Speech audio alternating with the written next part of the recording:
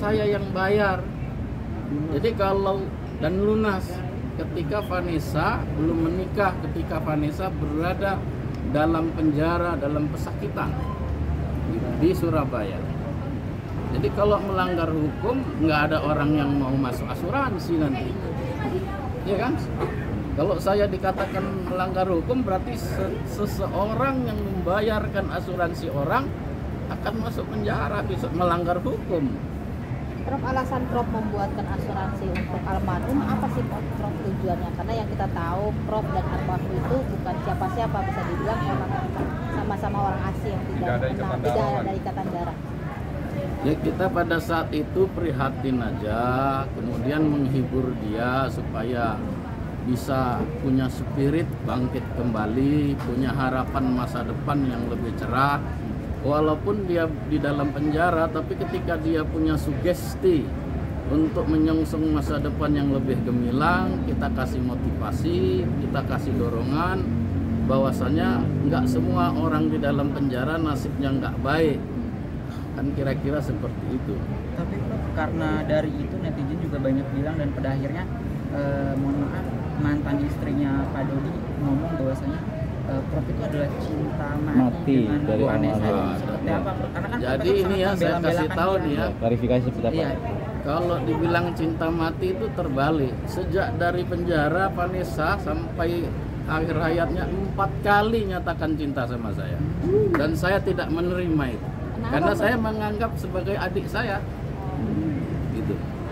Jadi Ya. tidak benar ya Prof kalau Prof itu cinta mati. Ini maaf ya kalau ada yang tersinggung sebagai perempuan ya, tapi ini hanya sebatas klarifikasi saya. Bukti chattingannya ada, bukti suratnya juga ada, tapi itu nggak perlulah saya besar-besarkan di media. Berarti tidak benar ya Prof kalau Prof cinta mati dengan almarhum ya? Wah ngapain, cinta mati banyak yang cakep-cakep. Ya salah. Hah? Gitu. Jadi Sebagai adik ya berarti. Iya sebagai adik saya. Ini atas dorongan sebagai adik saya, makanya saya urusin. Kakak yang nggak bener kalau nggak mengurusin adiknya kan, gitu. Justru kakak yang bener lah yang mengurusin semuanya, sehingga persoalan-persoalannya lurus. Dulu di penjara keluar, nggak punya asuransi jadi punya asuransi, sehingga dia bisa meninggalkan warisan yang bermanfaat pada saat ini, walaupun ya kisruh jadi rebutan. Ya, tapi saya tidak menyesal mendaftarkan asuransi untuk Vanessa. awal kenalnya seperti apa sih? Dan Waduh, awal kenalnya bisa 7 hari 7 malam ini kalau singkat aja, diceritain. singkat aja. Singkat aja. Ya, awal kenalnya dulu saya mengisi satu acara, yang di acara itu banyak dihadirin artis-artis, yang pasti tidak di rumah saya. Saat itu saya hellonya seperti apa tuh Prof? Nggak ada, ya biasa-biasa saja. Terus ketemu lagi ketika di Papua kalau nggak salah itu. Terus setelah pada saat ngisi acara yang sama juga, ya ada event-event ketika masih menjadi pacarnya Mas Gidi juga udah kenal sama saya. Gitu. Momen menjadi adiknya itu kapan tuh? Ya ketika dia banyak curhat, banyak konsultasi, banyak mengemukakan masalah-masalah, dan saya berikan solusi-solusi yang terbaik untuk dia. Prof, pandangan Prof, maksudnya ini melihat kegaduhan seorang adik yang sudah almarhum, melihat kegaduhan ini terjadi gimana Prof? Apanya yang gaduh? Kegaduhan di antara pihak sana dengan pihak. Oh enggak masalah. Yang penting Vanessa di alam sana tidak gaduh. Kalau yang di sini gaduh ya biarin aja lah. Hah? Ngapain? Itu kan karena apa? Karena di sini pilihan. Gitu ya, bukan takdir Tuhan. Gaduh itu adalah pilihan. Semua punya dasar pemikiran masing-masing. Tapi kalau Vanessa ke sana itu takdir, dia sudah saatnya meninggal ya, semoga tenang di sana. Ngapain mikirin yang gaduh-gaduh? Kalau dari sisi ini sendiri Prof, maksudnya tumbuh kembang ke depannya ketika melihat ya nanti bisa, kan ada islahnya. Gunung meletus saja ada redahnya kok, apalagi cuman gaduh manusia sesama manusia yang sama-sama masih beragama, sama-sama punya kitab suci, sama-sama masih punya akal sehat. Saya yakin ada islahnya. Gitu.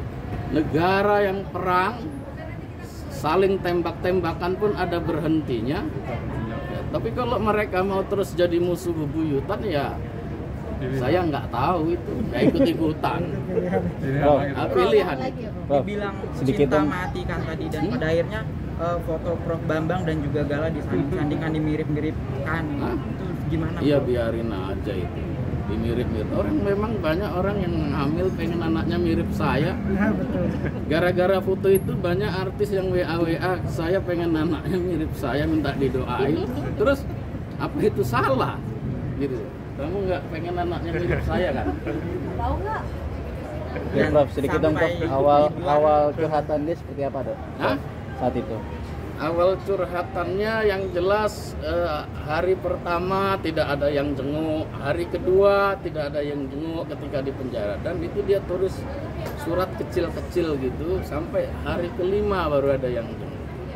Jadi dia ceritakan semua, dia muntah-muntah, dia tidur di lantai. Ya saya sebagai manusia, sesama manusia ya terdorong lah. Cuman saya suruhlah beberapa lawyer yang untuk membantu. Dia sendiri pun nggak jenguk ya Prof? Nah saya nggak Di tahu, hari pertama. Dedinya sendiri nggak jenguk pas nggak tahu, nggak ngelihat saya. Prof sendiri yang datang di hari berapa? Di Jakarta itu nggak ada Prof. Prof sendiri datang pada saat Harinya rahasia saya. Prof, sosok almarhum seperti apa hingga Prof hingga saat ini masih peduli dengan dia? Baik, anaknya baik. Pada dasarnya anaknya baik, penurut, mau mendengarkan nasihat-nasihat saya dan dia aktualkan dalam kehidupannya, sehingga dia menjadi satu lompatan perubahan dalam hidupnya. Prof, Ada secara momen atau kenangan yang masih sampai saat ini diingat? Mau tahu aja. Sedikit dong Prof, sedikit Prof. Kalau kenangan ya sebagai adik yang baik saja sudah cukup lah ya. Selebihnya ya saya yang tahu lah itu. Saat itu kabar Prof juga sempat membelikan sepeda kepada almarhum. Hah? Kok sepeda? Asuransi udah buat geger, sepeda kamu tanya. Benar nggak tuh Hah? Prof?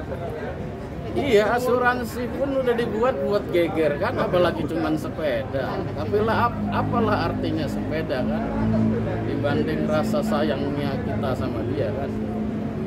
Prof, secara emosional gimana sih Prof akhirnya terbawa-bawa dalam kegeduhan ini? Biasa gitu? aja, terbawa-bawa. Kalau sesuatu yang bukan fakta, saya enjoy aja.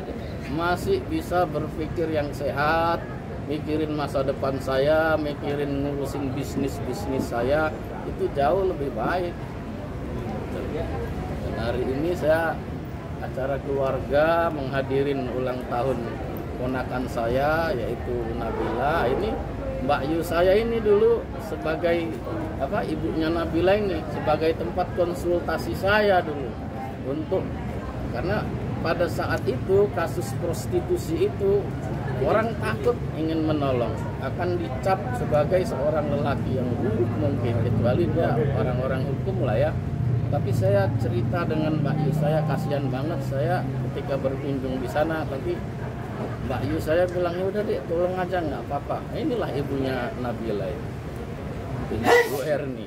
Prof, mohon maaf kan ada yang bilang mantannya ini cinta tak terbalas, dan pada akhirnya Prof sampai segitunya Ya memang tak terbalas, orang nggak saya jawab kok.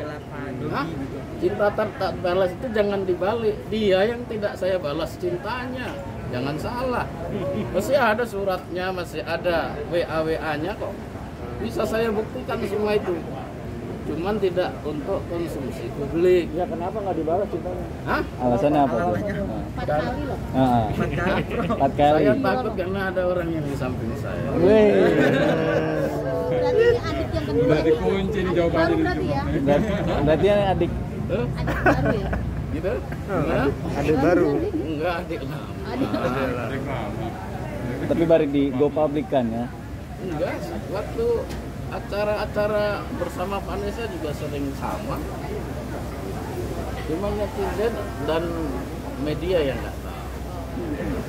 Kebetulan aja tadi duet karena memang saya senengnya dangdutan gitu kan ya. Ya nggak apa-apa lah. lagu dangdutan tapi mobil Mercedes itu kan ya boleh lah, Boleh, kan? Oke, terima kasih. Oke, makasih Prof.